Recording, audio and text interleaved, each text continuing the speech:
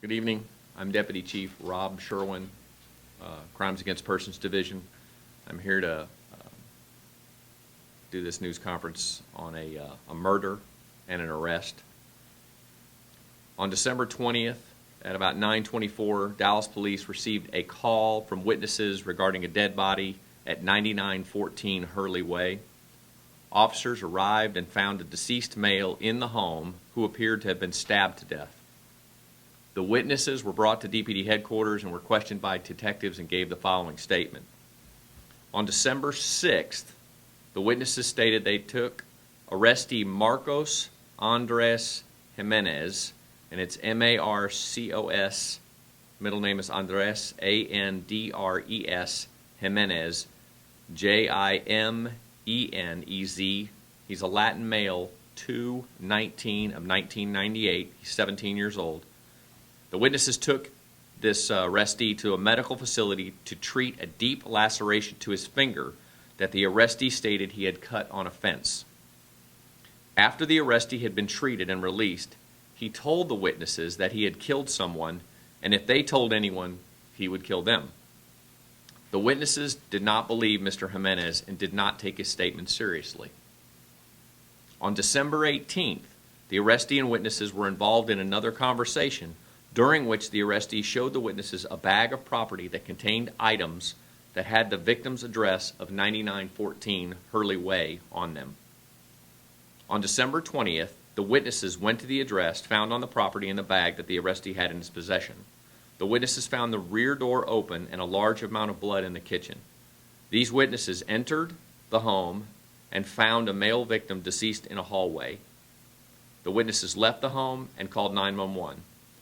This victim has not positively been identified at this time. Mr. Jimenez was taken into custody this morning and is being held on a charge of capital murder with a $1 million bond. I'll take questions. So he, I guess, admitted to this murder in December 6th? No, he did not. He told the witnesses? He's told the witnesses. How many witnesses are we talking about? I think there's 3 witnesses right now, but we have additional witnesses we need to speak to. And what was in the bag, generally? Prescription medicine with the name and address of who we believe may be the victim. That's how they got the house address at 9914. You know who the victim is, but you haven't got a positive ID. We don't have a positive ID at all. Okay, do you think it was the robbery? Can you put together, again, the time frames? This all happened, apparently happened It happened December 6th, so 2 weeks later, they finally figure out that what he's saying is true. And so they all go to the house, and these are all high school students at Newman Smith High School in Carrollton. The suspect, the arrestee, is also a student at Newman Smith. And so, like teenagers are apt to do, maybe they're talking and they don't believe him. But as evidence begins to mount, they start to believe him.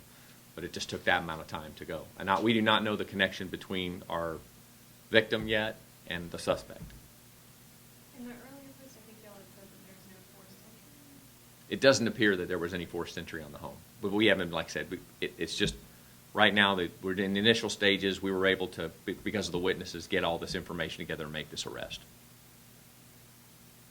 Any other questions? But from the amount of blood, it looked like there was a struggle, a fight. It definitely appears from the detectives that the victim has been stabbed to death. So there's enough blood to obviously show that. Is this mug going to be public? Will be 17? Yes, it's published on the blog. We'll have it out just shortly with the redacted PCA. The age of the victim? We do not know. Besides the prescription drugs, anything else of value in the items? There appeared to be some jewelry and other items in the bag. One of the witnesses took a photograph with her cell phone of the bag, and that's how they were able to find the address and go to it. Just confirming, these are all high school kids, they all go to Newman Smith?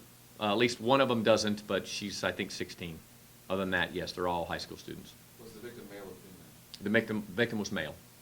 How many witnesses? At least 3. There's probably more than that. We're still talking to more witnesses. So Okay, was the fact- one more. Was the fact that he took something the reason why it's now capital murder? How does that work? Well, yes, he's being charged with capital murder because although we haven't been able to get that information, what we can say that he committed a murder and took property from the victim. So clearly that makes it capital murder. So, okay, thanks guys.